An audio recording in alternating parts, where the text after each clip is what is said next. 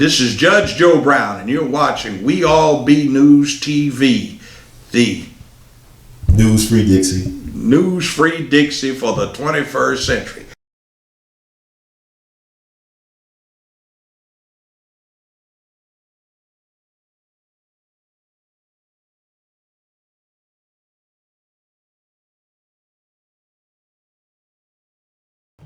Welcome, boys and girls, scholars and laymen, to another wonderful, edutaining, infotainment edition of The Art of It Stinks.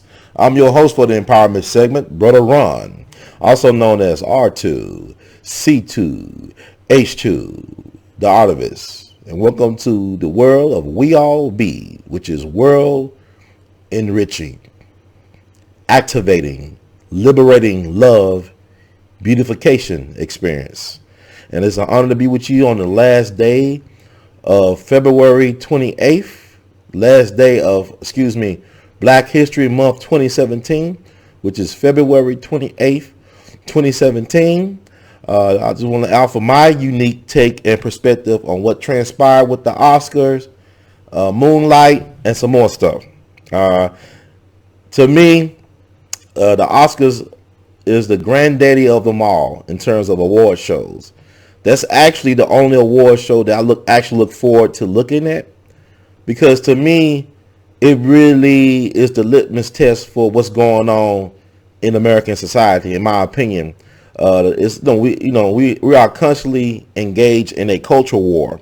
We are currently in a cultural war, and really the Oscars is the litmus test. Whatever movie they select, whether it be a wartime epic as best picture of the year, or whether it be something dealing with sexuality as the best picture of the year, is very interesting.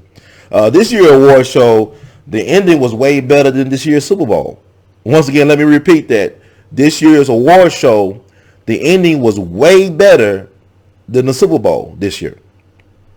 Yes, everybody that was there, Warren Beatty, Faye Dunaway, Bonnie and Clyde, the game who couldn't read straight on last night Oscars or the other night Oscars, they got it wrong. Bullworth got it wrong. Steve Harvey ain't alone. Okay, Steve Harvey was celebrating that, as a matter of fact, on his morning show the day after. The best pictures went to La La Land, which actually was supposed to be given to Moonlight. They had a mix-up at in backstage. They had a mix-up with the envelopes. So Warren Beatty, I saw it live, and Warren Beatty was looking like perplexed. I didn't know if he was having dementia, fits, or Alzheimer's, or I don't know what's going on, Warren Beatty. But now we know that he was just as confused as anybody would have been if you saw the name Emma Stone and La La Land for the Best Picture category as winner. So that was interesting. But what's also interesting to me, and so we talking about Black history, because people complain about Oscars so white. Now it's all chocolate love. The Oscars is now all chocolate love all of a sudden. The first award of the night went to Best Supporting Actor, and it was awarded to the brother MaHErsala Ali. MaHErsala Ali won for Best Supporting Actor in his role in the movie Moonlight.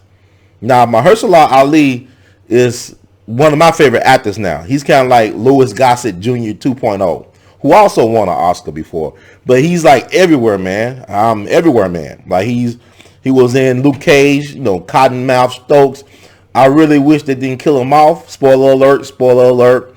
I wish he was still a part of the show, because he's such a fascinating character actor. He was one of my favorite actors in the House of Cards. He did a great job in the Free State of Jones movie starring Matthew McConaughey. He's just everywhere. Everywhere you look, you saw MaHErsala Ali. He was like so omnipresent this year. And rightfully so. They say he was the first Muslim actor to win an Academy Award. Now, I have a problem with that, not with his faith, but the assumption that he was actually the first Muslim actor to win an Oscar. How can they really prove that? Because for a lot of people, religion and their faith is such a personal issue. How can you really prove that so and so is this and that while so and so saying that? You know, there could have been some people with Islamic faith who have won Academy Awards before, but they didn't talk about their faith. So how can you really prove that? And my interest too, cause I look at Moonlight as kind of like a Trojan horse. You know, to me, they always using race as the way to bring up the issue of sexuality in the system of racism, white supremacy. They have a way of trying to exploit black pain to talk about white folks' sexual interests. You know, and I say all this to say because, you know, Moonlight won Best Picture. You know, a couple years ago, there was a big ado about, you know, Brokeback Mountain, which talks about the love that two young white males felt for each other. A lot of people assumed that it would have won Best Picture. I believe, I don't know, I think Crash or some movie won Best Picture that year. But anyway, there's a lot of controversy about that. But now all of a sudden, you got this story about Black lives in America. And yes, the lead character in the movie is a black gay male. But, you know, what's interesting is like, it's like, you know, it's like, what's going on here? You know, the same year, this year in the Oscars, you had in the documentary category, you had James Baldwin, I Am Not a Negro, which was directed by Raoul Peck, and was basically consisted of things you could have found on YouTube and online. And really, it was like a ADHD documentary. I couldn't follow what was going on. It was all over the place. It got nominated for Oscar, which features another homosexual black man in the lead, James Baldwin, who was brilliant social critic and essayist. But I just find it interesting that white supremacy, racism, have no problem accepting or tolerating black males who are not reproductive threats. Once again, racism, white supremacy has no problem tolerating black males who are not reproductive threats. They have no problem awarding black males. And it's not a knock against a black man and his sexuality, but that's the reality of the situation. The black man is the most despised and admired person on the planet. Let me let that sink in. I'm going to say it again. The black man is the most despised and admired person on the planet. Look at MaHErsala Ali. Now he's a Calvin Klein underwear model. Something about black bodies. Black bodies matter when it comes to making money. Black bodies matter when it comes to making white dollars. But black lives don't matter when it comes to justice. Black lives and bodies matter when it comes to making white folks money, as well as being their entertainment. But when it comes to justice and equity, it does not matter. You are not considered a human being if you're black. So it's different when James Baldwin says, by any means necessary, versus Malcolm, by any means necessary. That's a different take. It scares the shit out of white people. Because white folks are allowed to be human, while black folks are allowed to be caricatures of themselves. Like you look at, for example, much respect to Viola Davis. She's brilliant. She's great. And for like that ugly snot-nosed crime scene alone in Fences, she should have won because she's just that brilliant. She's genius, okay? But the thing about it is a performance that Denzel gave that was equally brilliant and genius in Fences could never win an Academy Award because it's too much about black people pain. Because it's something about an angry black man, and rightfully so angry and bitter and frustrated black man living in a system that he does not truly understand is the reason why he's angry and bitter and frustrated that really bothers white folk. You see, white folk don't want to deal with the elephant in the room, which is racism, white supremacy. They don't want to be responsible for the emotional turmoil and trauma that their system, which has benefited them for generations, which has allowed them to achieve at the expense of others. They don't want to deal with the fallout of that. See, I knew about black men like the one portrayed by Denzel in Fences. I grew up with them in my family, in my neighborhood. You got stories. And that's why with Viola Davis, her incredible acceptance speech was so brilliant in itself. It should have been award winning. Is because she talked about resurrecting the dreams and desires of the folks buried in the cemetery. Like a minister once told me years ago, some of the most valuable real estate in the world are the cemeteries. Because there were all the people that were buried who never fulfilled dreams, lost potential, wasted talent. You know, I remember I went to Arlington Cemetery, and people always talking about this idea about power. But what is real power? Because I went to Arlington Cemetery to look for my hero, James Reese Europe, who's buried in Arlington. It took me 2 days and over 10 hours to find him because the folks who ran Arlington didn't know where he was buried at. So I was out there for 2 days, 100 degrees weather, looking for James Reese Europe, but I found him. But what I come to look at is that's the resting place for generals, Supreme Court justices, presidents, icons. Medgar Evers buried there. Joe Louis is buried there. You know, but the thing about it is, you know, President Kennedy, Robert Kennedy, these are supposed to be so-called powerful people, but now they just dirt. Think about it. What is positions and titles and all this stuff if it can't, you know, keep you alive? What is real power if you don't have the power to keep yourself alive? You know, so it's something to think about. But, you know, it was interesting because also it's been speaking of James Reese Europe, he was born on February 22nd. And MaHErsala Ali, his first child was born on February 22nd, just several days before the Oscars.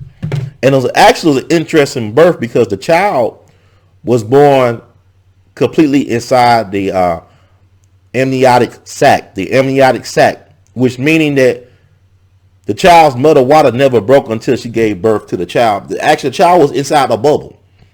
It was a bubble, baby. Okay, it was inside the amniotic sac. It never burst. The water never burst, which is amazing.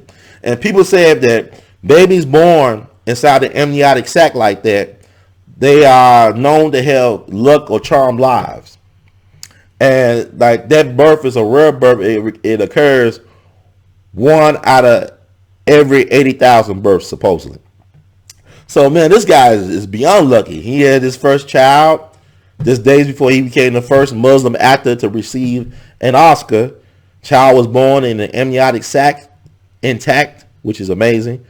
But yeah, but also, which is interesting because it's like you gotta look at the mind games they're playing. Like I said, like the Moonlight thing is a Trojan horse because they're all using black folks as a way to promote social agendas, social engineering agendas for white supremacy racism.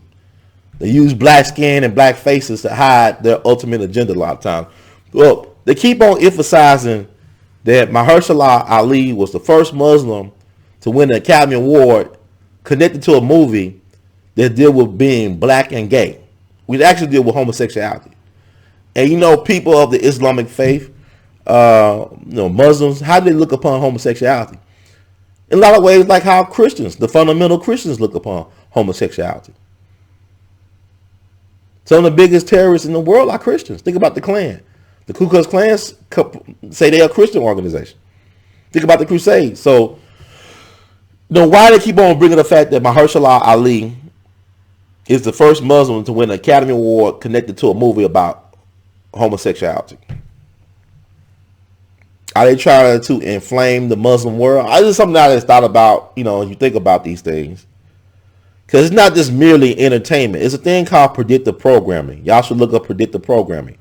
Because that's what they've been doing to us.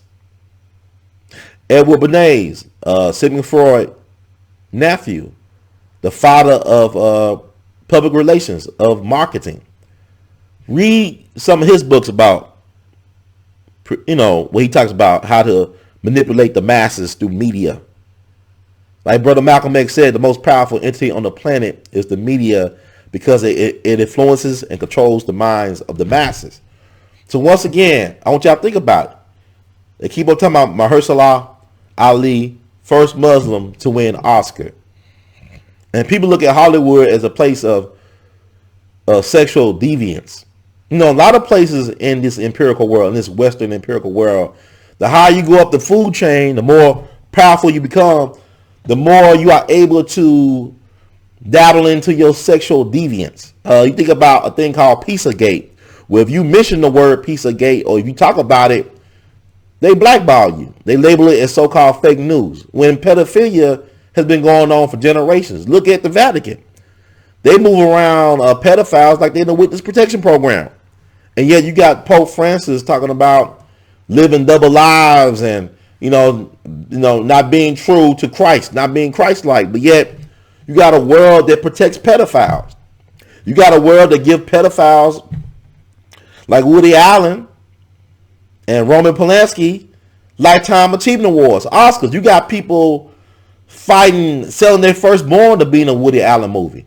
And I like Woody Allen movies, but you got actors. I mean, no matter the fact that he married his daughter. Yeah, she was an adopted daughter, but still he married his daughter. It kind of like it crossed some lines, some ethical lines, right? But yet people are willing to give their soul. I'm talking about actors to be a part of a Woody Allen movie. Woody Allen movies don't make that much money. So what is it about Woody Allen movies that actors and actresses are willing to do whatever it takes to be in them? A lot of the actors and actresses, like, Kate Blanchett, she won Academy Awards, and people win a lot of awards dealing with Woody Allen. So who is Woody Allen? Say they were Roman Polanski. You got some of the Hollywood's most elite coming to his defense. Yet people still mad at R. Kelly. People still mad at Michael Jackson. Whatever reason. But what I'm saying is that this is very fascinating to me. This is very fascinating. Henry Kissinger, of all people, he said, power is an aphrodisiac. So this is very fascinating what people are willing to do for power. And celebrity is really interesting. Because you look at a lot of backgrounds of these celebrities, a lot of them have been dealing with trauma from childhood. Michael Jackson ain't the only one looking for love. He wasn't the only one looking for love through celebrity. All the celebrities you think of, I guarantee you, if you look at their background long enough, you'll find some instance of some type of sexual trauma or child abuse. The needing to be loved by somebody. So I think it's interesting when people say Donald Trump hate people. Donald Trump won't be loved by everybody. He's a celebrity. Celebrities don't want to be hated by people. They want to be accepted by people. They want to be loved. I want to be loved by you. They want to be loved. Okay? Oh, what a feeling to be loved. Okay, they want to do that. Right? So all celebrities, they deal with all types of insecurities. Right? All of them. Every single last one of them. If you are a celebrity in any type of form or fashion, you have a desire and need to be accepted by people. You have a need to be loved, to be loved. Oh, what a feeling to be loved. Okay, you need that. We all need love, but I'm saying celebrities, they don't hide the fact that they need love. So that's why they need to make up awards, make them feel like they're so important, more so than they are. There's a lot of great artists that never won an Oscar or never won a Grammy or a Tony or anything. What do those things mean? Can you remember who won Best Actor 1959 without looking it up online? Take a look. It's all online. Hilary Swank won 2 Academy Awards, but she's a household name. She won 2. Okay. So what? But like, we'll get back to Denzel. Yeah. They'll never award Denzel for an Oscar for that type of portrayal he did. It was award winning, but they'll never get an Academy Award because it hits too close to home. It deals with too much black male angst, and black men are not allowed to be angry. We are allowed to be effeminate. We are allowed to be, sterile. We don't. No, we're not a reproductive threat. No, we're not like Mr. Jack Johnson over here. Just crushing pink cookies in a plastic bag, crushing all of Becky's cookies. He'll just crushing all of Becky's cookies. Long you're not Jack Johnson type of dude, you good with white people, white supremacy. Oh, but you gotta think about it. So many black men were lynched not because they was criminals, but because they're laying their smack down on white women. And white men, like lynching was a sexual ritual. To cut off a man's penis and treat like a hot dog. You know what I'm saying? It was a sexual ritual that white folks did. Sorcery. Witchcraft. This is a sick society. A very sick society. As I'm talking about this, I'm thinking about what Josephine Baker said when she was walking her cheetah or a leopard down the streets of Paris. And white folks was thinking who was more animal. the cheetah or Josephine Baker. And Josephine Baker said, white folks sure got a funny imagination about things. And which is interesting about Hollywood because black folks are waiting for white folks to acknowledge them. Like when you hear about black actors and producers, all these people say, well, there's not that many opportunities for black folks in Hollywood. And the reason why there's not that many opportunities for you in Hollywood, because Hollywood was not made for you. Hollywood was not invented for you. They use you for entertainment, but you're not allowed to be in control of your image and racism, white supremacy if you're a black person. You're not allowed to, because the entertainment industry complex in this country was built on the exploitation of the black image. The entertainment industry complex, just like prison, was built on black misery. Just like white finance was built on black misery. You got to understand that. So, yeah, it was great to see Viola Davis win an Oscar, to see the sisters from Hidden Figures, and also the real Hidden Figure, Catherine, I believe Johnson, was there to give her respect. But my thing is this. Where was Birth of a Nation? As soon as we forget, Casey Affleck, he won for best Oscar for best actor in the lead role. He won the Oscar, and he gave praise to Denzel, and Denzel had a Beyonce moment, like when Adele paid homage to her. He said Denzel taught him how to act, and so Denzel was crying on cue. It was cool. I like Denzel. I have no problem with Denzel crying on cue. But Casey Affleck, from my understanding, he had some trouble with women that will settle out of court, but nobody called for a campaign to demonize Casey Affleck for something that happened in his past. He was allowed to be at the Oscars to be nominated, whereas you look at Nate Parker, Birth of a Nation was not nominated. He was not nominated for anything. And for all his problems, the Birth of a Nation was worthy for award a consideration. But that's what white folks do. Even though Nate Parker was found not guilty in a court of their law, he was still crucified, and they used black women, a lot of ways naive black women, to do it. But yet, this movie Moonlight, which only made, from my understanding, from my research, only $26 million at the box office. It wasn't even a blockbuster hit. And they complain about Nate Parker's movie, and in spite of all his negative publicity, it actually made, almost $20 million, I think, in the first weekend of the box office. But yet this movie only made $26 million, was not widely distributed yet, because white folks decided that this is going to be the movie that they were going to promote, and they're going to use black faces to promote their sexual agenda. It became the best picture, regardless. See, this is the power of white supremacy racism, because how can you have the best picture but not have the best director? See, they won't give a black person the best director. I mean, you had John Singleton with Boys in the Hood. You had Spike Lee.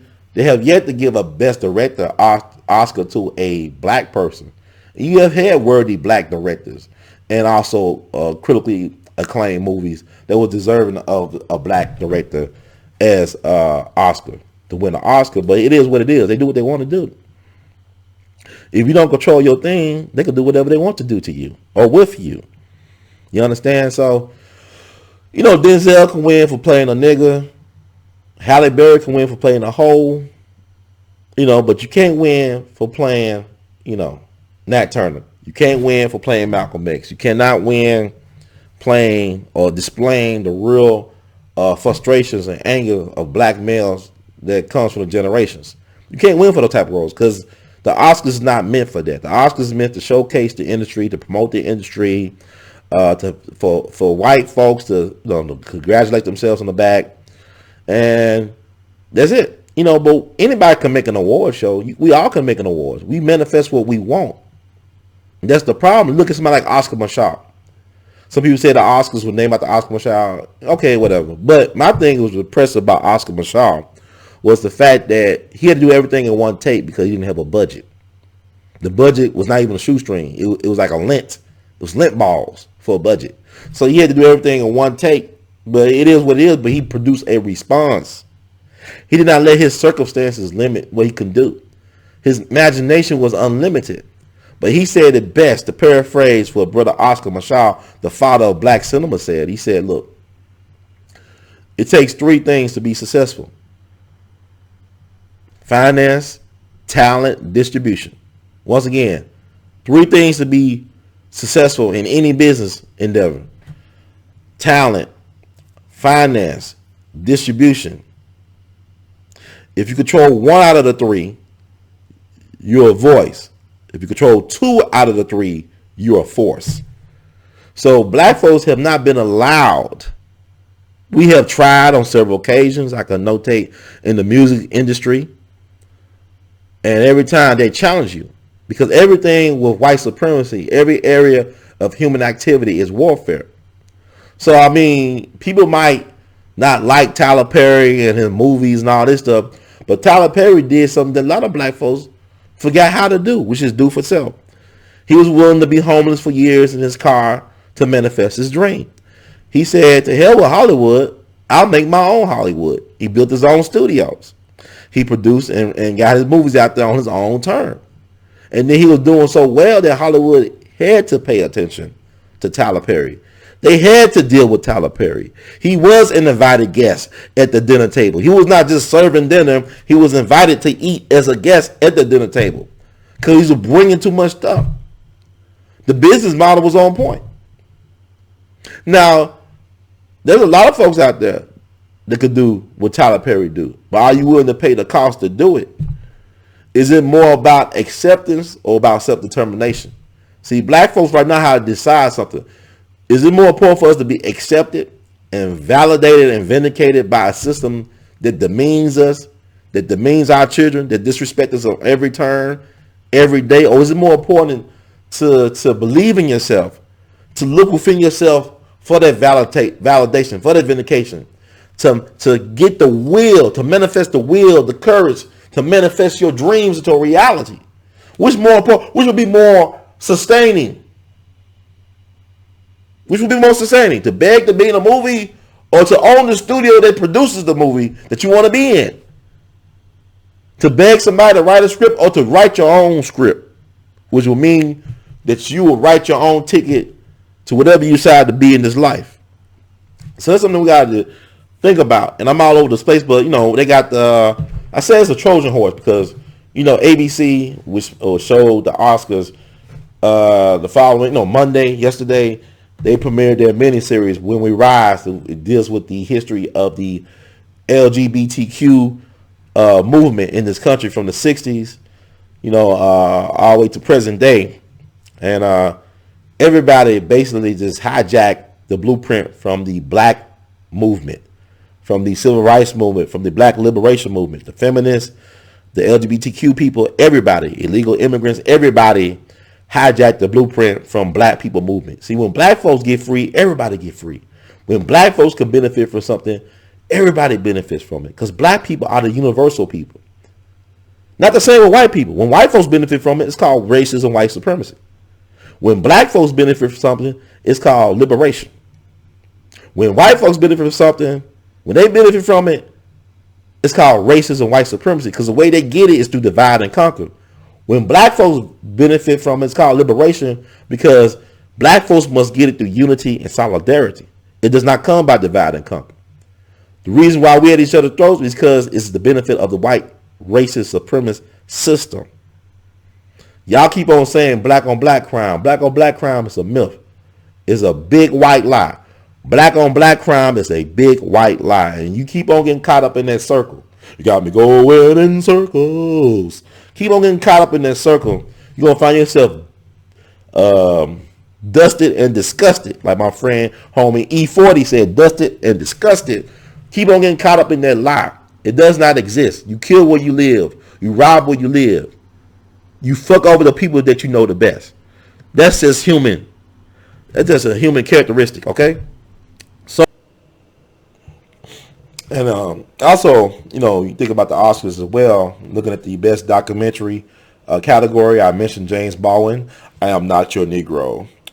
You actually be better off probably looking at Nigger. The documentary that features James Baldwin and Baba Dick Gregory as young men.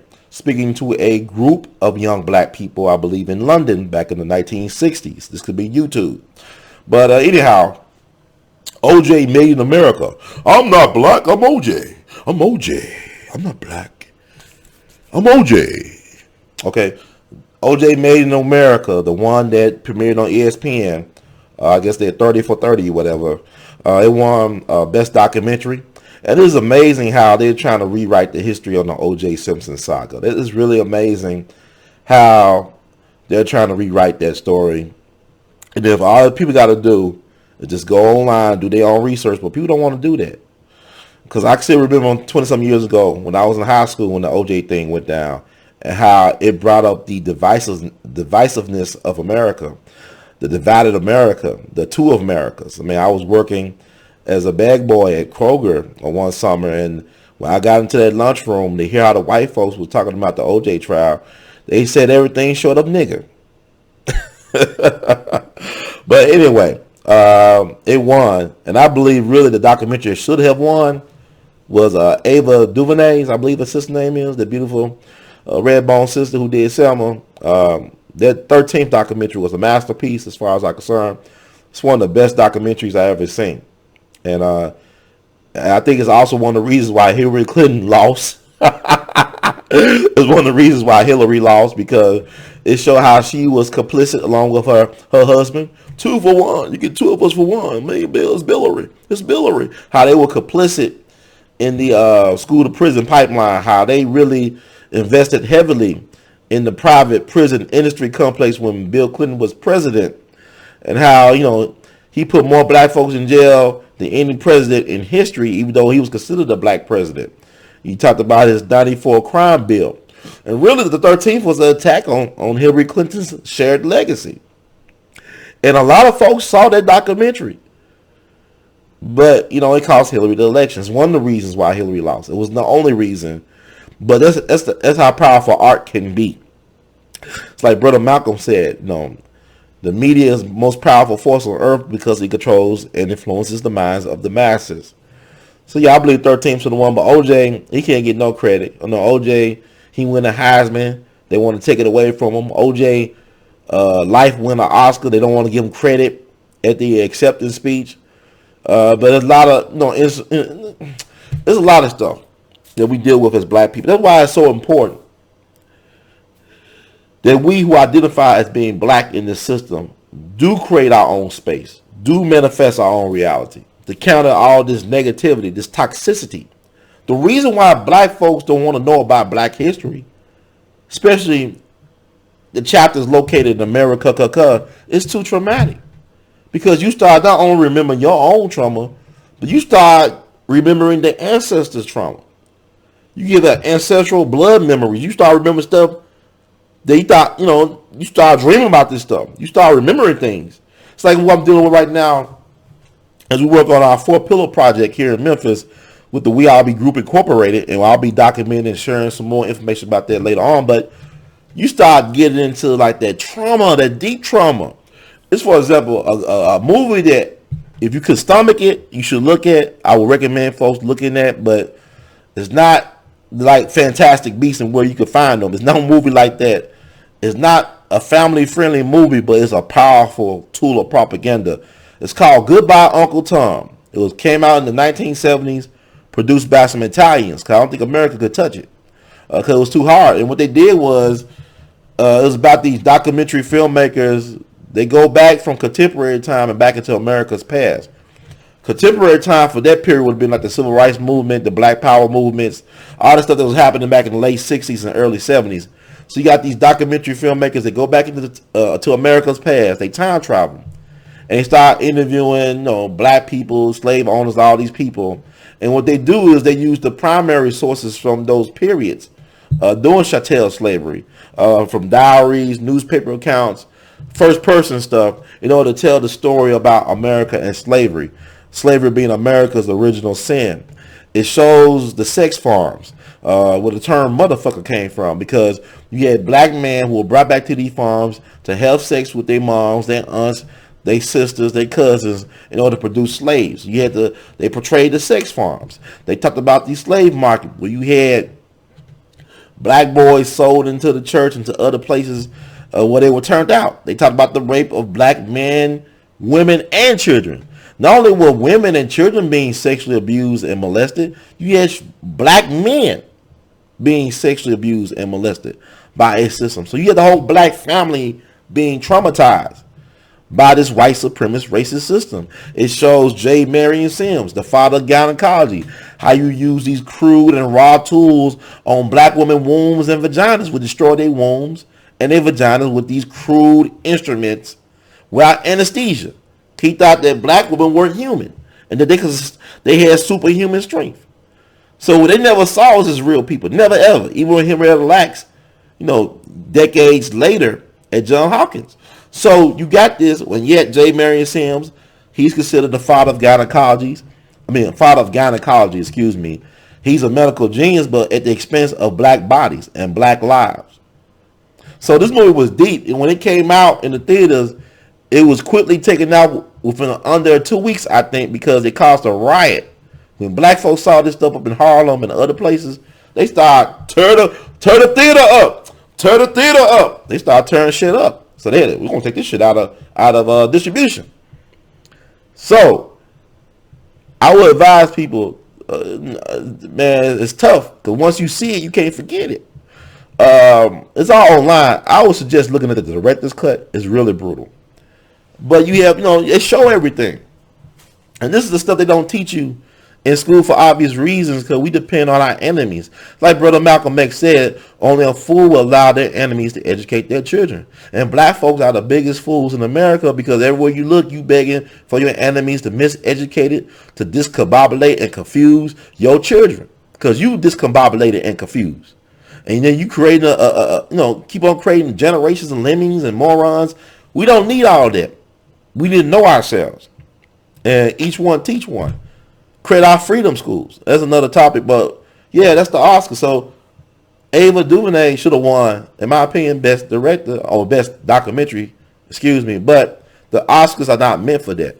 The Oscars, like any other white institution, white controlled institution, like they got y'all fooled because they got the president of the Academy is a black woman, but yeah, okay, so what?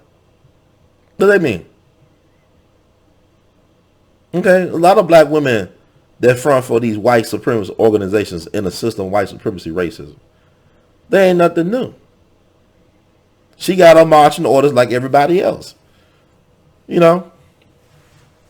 So it is what it is, but it's something to think about.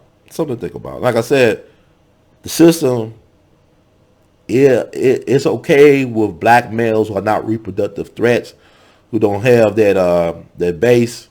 They go boom, boom, boom in their voice. You don't see one black man, with the exception probably of Shannon Sharp. He the closest. Shannon Sharp. The more I hear from him, the more I like him. Shannon Sharp, who's on the Fox Sports Show with that other dude. But you will not find in the news industry, especially, black men being black men. In terms of like, you got black males, but they're not going to allow a black man on primetime news to tell it like it is. It is what it is. God bless Gil Noble for what he has done or what he tried to do to ancestor. But it's on black people right now to build our own platforms, to tell our own truth, because what I just gave you, you won't get this from the white media or fake news. You get it from the keeping it real news. This is keeping it real news. That's what it is. So with that said, look at this system.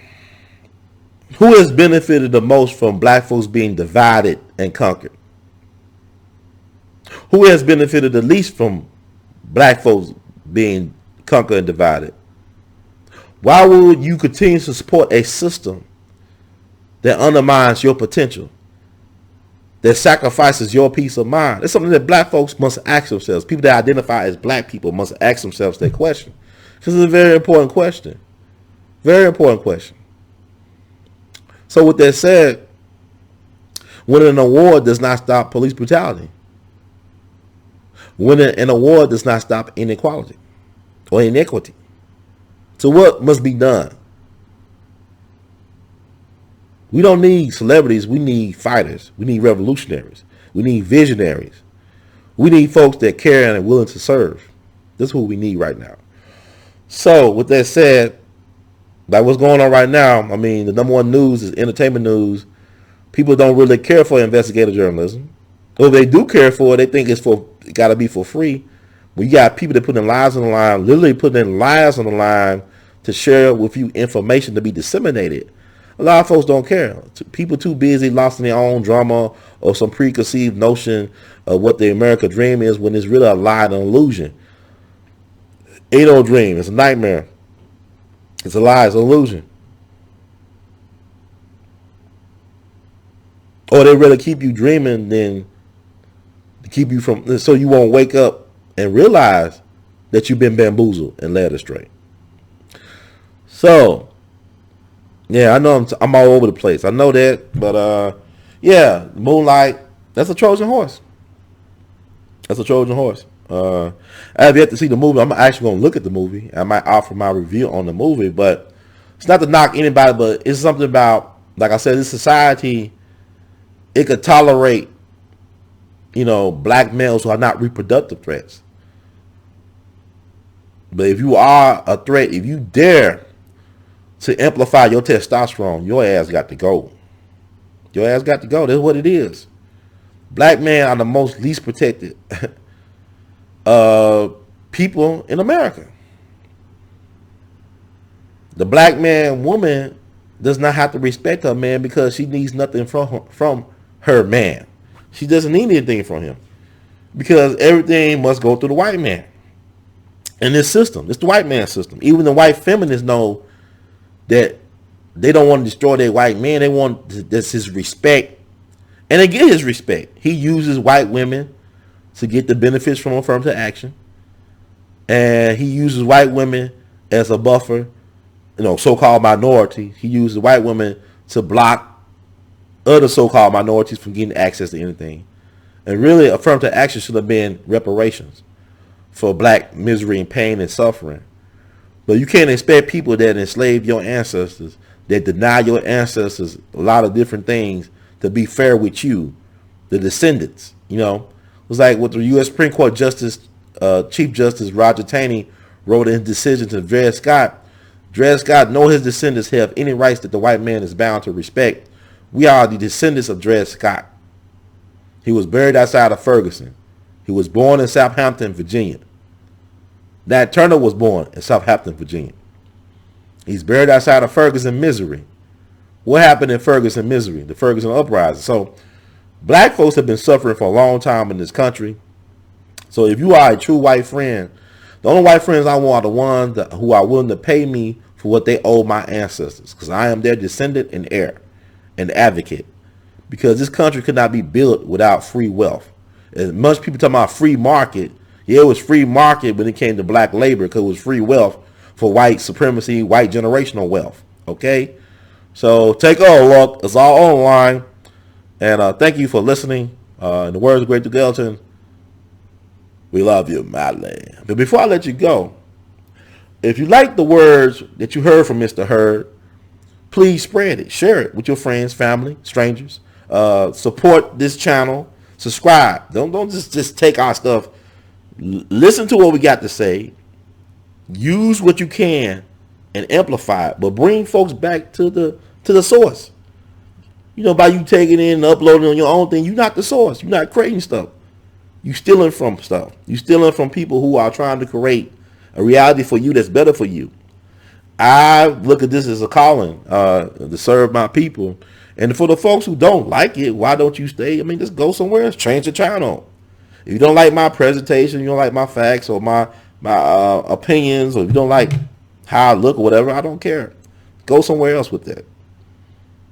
You won't get a response from me, really. I don't have time. I'm busy. I'm really busy right now. But for people who do care and support, feel free to support the cause. Donate. The donate link is available in the description box. Like I said, share with your friends. Amplify this message because we're trying to really build some stuff over here. I'm a builder. I'm a visionary. And I want y'all to see what I see. Do you see what I see? I want y'all to do that. So thank you so much for listening to me ramble on. Oh boy, didn't he ramble?